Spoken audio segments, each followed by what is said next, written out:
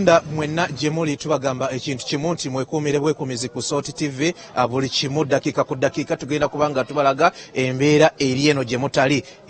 Mu byafaayo by'obulamu bwange mbadde sirabangako Kampala ng'ezikidde nga bwezikidde olunaku olwaleero. Ebifaananyi tuze tubikulaga era tukyagenda maaso n'okulaga embeera mu kibuga Kampala nga bweyimiridde. Gwe wenna ali ewaka nkugamba nti tolina kintu kyonna ky'ogenda kusubwa Kampala nga bweyimiridde ekibuga omutima gwa Uganda.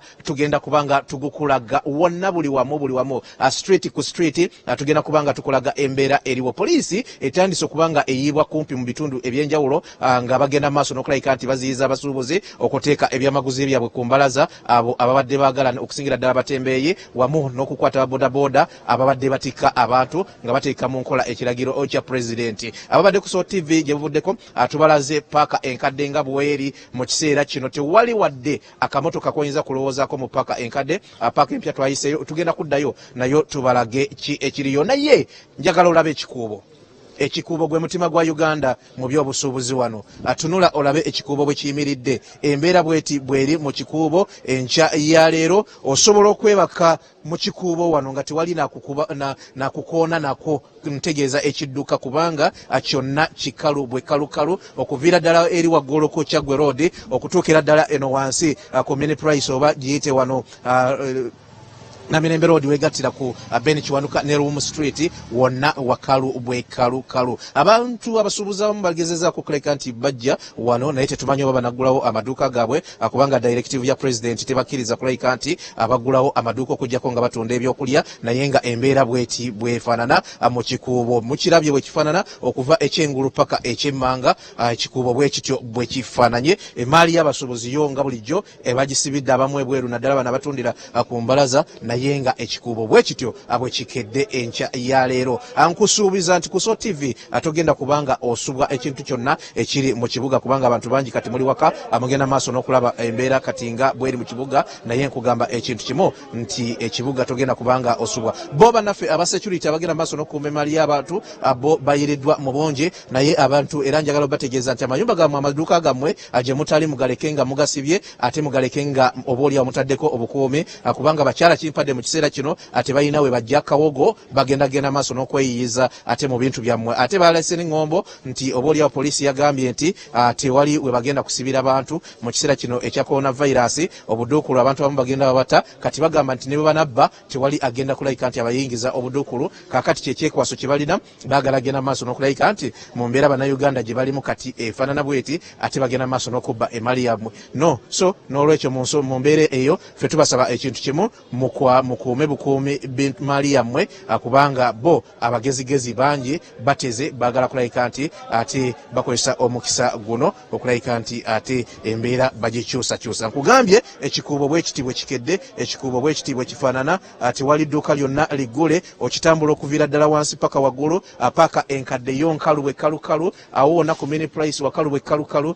Paaka empya twatuuseeyo nga nayo wakalu bwe kalukalu. Tugenda kubanga tweyongerayo tubalage street ku street ate zo ziyimiridde zitya naye nga embeera wano yo bweti bweyimiridde. Ekikuubo bwe kiti bwe kikedde enkya ya leero akommwe abeekuumira ku Salt TV. Ffe tubasuubiza busuubiza nti ali ewaka togenda kusuba kintu kyonna eno ewali bizinensi yo nedda. Singa obanga okolera mu butale, singa obanga okolera mu kibuga, wonna w'okolera tujja kubanga tukulaga embeera eriwo na butya ate ebintu bwe biyimiridde. Update ku update. Atusanyuse okulayika nti tukusinkanye. Wasizeeyo otya? Nasuze bubi nnyo. Wasuze bubi? Bubi kuba omukulembeze enjoga gyayogeddemu tayogedde nga muzadde. Toyinza kubanga tewali nteekateeka gy'akoze n'okugamba mbu abantu bawadde ebyokulya gwe n'okuira bukeezi ku makya n'ogamba buli kimu kigaddewo transport mugaddewo kati abantu baba nakola batya. Anti kino tekisoose mu Uganda, kyali e Kenya, kyali ne mawanga amalala ag'ebweru naye ali mu kaweefube wa Tuwonya. Bwe buzadde bw'alina gw'okiraba otya? Ekyo si kyabwenkanya. Ani soose n'agamba abantu bawadde ennaku 2 basooke bategeke ebyokulya n'ebyokunywa bibeerewo awaka naye kati toyinza kubanga oleseeyo abaana n'ogamba ojja kubeerayo. Naye mu kulaba kutoze ng'olaba embeera eno nga yeefumba nga kijja yennyini yasooka okisaagiramu. Kuba toyinza kuddira abantu n'obagamba baba Dubai n'obagamba bagende mu byalo ne babata ku ntebe ku airport kati ate n'ogamba mbu kati ntandika bayigga bazzaayo ani aba yasiga obulwadde. kati mu kiseera kino mulina nteekateeka ki wano mu Kikuubo? Era yakusobola kuba tugulirewo tusobole nga tuyiyako okulya. Ak'okulya gwolowooza oyinza kayiza nnaku mmekoddemu otandika okuggalawo? Akireke bulesi. Mukama kwe yajja okukuuma. Mukama yajja okukuuma. Uganda Mukama yayamba abantu bwe batyo balina endowooza z'abantu bwe zityo ate bwe balina endowooza zaabwe ku mbeera eri wano naye nga Ekikuubo bwe kityo bwe kifaananye. Kuggwe eyeekuumidde ku Soul TV abantu batono mu kibuga bizinesi ziggaddwawo buli kimu kiri down eno gye bayita lockdown naye yaffe eri kalekaleko si y'amaanyi nnyo ekiyinza okwogerwako mu mbeera eyo. Abali mu studio mbasaba ekintu kimu munzikirize nze mbatambuzeeko mu kibuga mbalage street ku street embeera nga bweyimiridde. Bannanga bali mu control room bwana banzikiriza ekifaananyi ensi gyetaaga okulaba eno gye batali wali watya era bwe kubanga kwe kukkiriza kwabwe ngenda kubanga neetooloola street ku street mu Kampala mulabe eno bwe wali naye nga embeera yeeriyo wakalu nga bw'owulira nti wakalu. Kakati kantandule ku bigere ne munange Dennis Kasirye tubayise mu kibuga mpola nammwe abali mu studio mulabe embeera eno bweyimiridde. Omuzindalo ngubaddiza ngenda kubalaga kifaananyi ekyekibuga nga bwe kimiridde. Neyanziza nnyo neyanzeege esebo luli obadde olaga ebifaananyi ebimu ng'ebimu tetumanyiiwo katulaze paaka enkadde nga tetutegedde ndi paaka nkadde fedde yatugambye nti banange yo paaka omanye abamu baludde okuyitayo tubale tugamba nti totuddiza muzindaalo genda ne commentary ng'ogikola nga bwewakoze wali ng'otandika ng'otubuulira nti wano bwekimanyi kitwetaaza era tujja kugamba katugende mu maaso twogere sooka oyitemu nga n'okwogera oyogera ti wano ntuuse wano wabwe wati wano kiri bwe kiti nga n'eddoboozi tuliwulira akaddakiika tukakuwadde ate sikamu si bubiri nga buubwo munnaffe oli mpozi kalema naye bwanaba anawaatuse nga tukwetaaga mujja kuba nga muyita kyenyinga. Tewali kikulu nnyo kye tugamba abantu kaakati ffe twagala kuwulira kiri mu site abantu bawulira balinamu obutuufu bagamba pulezidenti yalikoze ng'owe South Africa nga bwe yakola ku masomero naga nti ku Lwokutaano gaggalewo naye baana abatransport yagamba ebbaba fedda amuwakayanyize oyo agambye naga nedda akavuyo kandibadde kangi twandyesize nnyo naye twagala kuwulira embeera nga bweri genda maaso. Neyanziza nnyo neyanzeege bwe tutyo kati tutandise okutandula ku bigere tugenda kubanga tubayisa mu kibuga Dennis ate ogenda kudda kwokadda abantu batukiriza tubalage abali ewaka ekibuga kiyimiridde kitya kye tugenda kati okulayika nti tukola mu kiseera kya kaakati naye nga njagala okutegeeza nti kyo ekibuga amazima ate gali nti kyo kikalu abantu batono. Ekikuubo kyoyinza okulabika nti osangamuko ku bantu naye ewasigadde yo abantu batono ddala. Kale katubatambuzeeko mu kibuga tubalage embeera nga bweyimiridde mu bitundu n'enguudo ez'enjawulo. Kati tugenda kufulumira mu Kikuubo waggukira wali ku Kyaggwe Road Kiseka awo wonna tugenda kubalaga embeera eriwo ate tudde tubalageko ne paaka empya bweyimiridde awo wonna nga embeera bweyimiridde. Kakati kyetutandiseeko mu kiseera kino naye nga kakati Ekikuubo bwe kiti kyo bwe kifaanana abantu bo bali wano tebamanyi kiddako bagulawo tebagulawo naye kiragiro kya pulezidenti okugyako nga katale akatunda ebyokulya ate kibakkiriza kulayika nti obaoliawo bakola. Tutanduludde ebigere kati katweyongereyo tubatuuseeko butya ate awalala yonna bwe wayimiridde.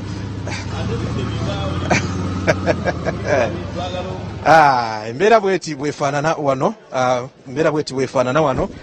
abamu ku basuubuzi ab'amaanyi mu Kikuubo betugenda okubanga katwogerekoko n'omugagga atudde mu katebe ke atunuulira mbeera bwefaanana wano. Kakati katufuneko ku kigambo kye kimu tofiirwako ddakiika n'emu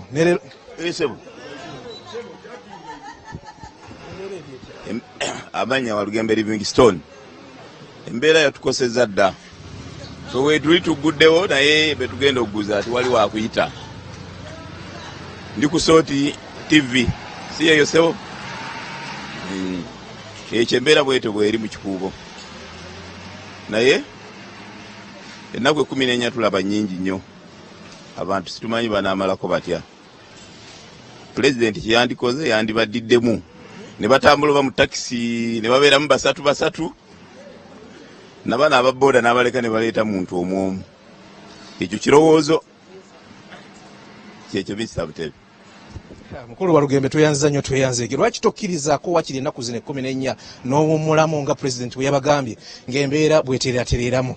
emabega tuli ku pressure banka zitubanja abebizimbe babanja tetuyinza n'amaka esebo tolowooza nti okugulawo edduuka oba omenye kiragiro ojemedde ekiragiro kya president nga balaba bazzi babakwata yakikiriza yagambye butale bwokka ffe tuli mu katale tuli mu kikuubo sebo mu kikuubo yakkiriza simanyi oba bali mu studio banampabula kubanga bwe nabadde mpuliriza ogwera kwa president yagambye nti abatunda ebyokulya ebitali byakulya abo teyabakkiriza kugulawo maduuka gaabwe awo minisita Walugembe simanyi oba twakwataganye mu kuwulira president yagambye mu butale sebo yagambye mu butale ayagalayo byakulya byokka naye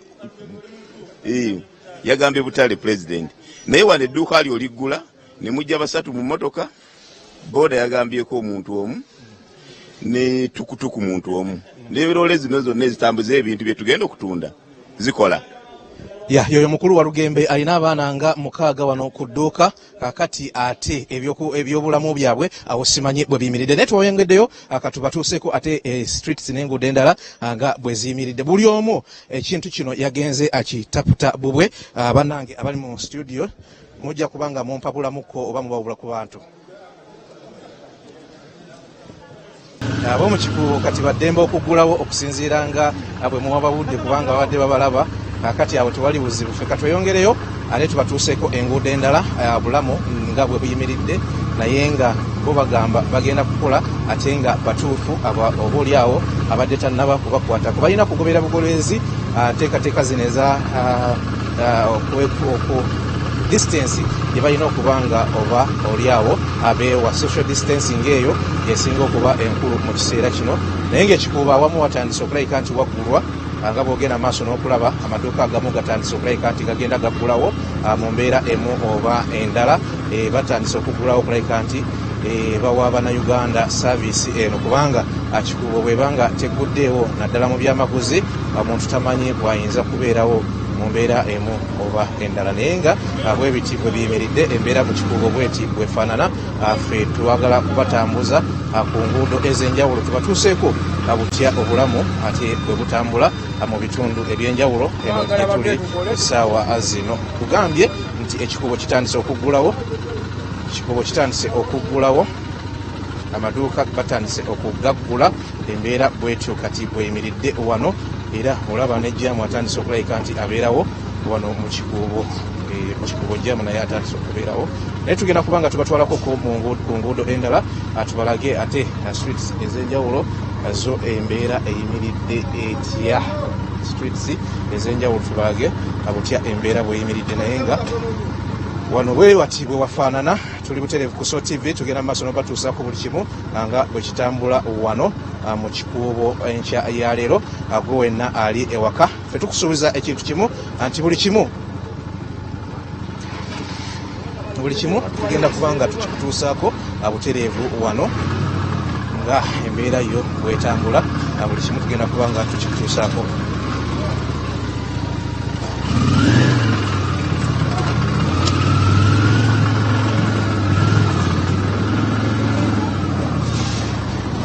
abantu abamu amaduuka tegalinaggulawo bakyatudde ku maduuka gaabwe nga bogenda maaso n'okulaba abo bazze kukola naye tebannaba kuggulawo abo babbanka abusa banka be batudde awo balinda okulabika nti babaggulirawo ate bagende maaso n'okulabika nti bakola ate n'abatunda ebyokulya abamu abatonotono bakedde kujja bagenda maaso n'okulabika nti baguzaako ate akubamu kubakedde wano ebyokulya mu mbeera emu oba endala naye nga bwewati bwe wayimiridde ekikuubo bwekiti bwe kifaanana tugezaako okulabika nti aba oli awo tufuna omwagaanya ogw'okuyita wano ate tubatuuse ku Kyaggwe Road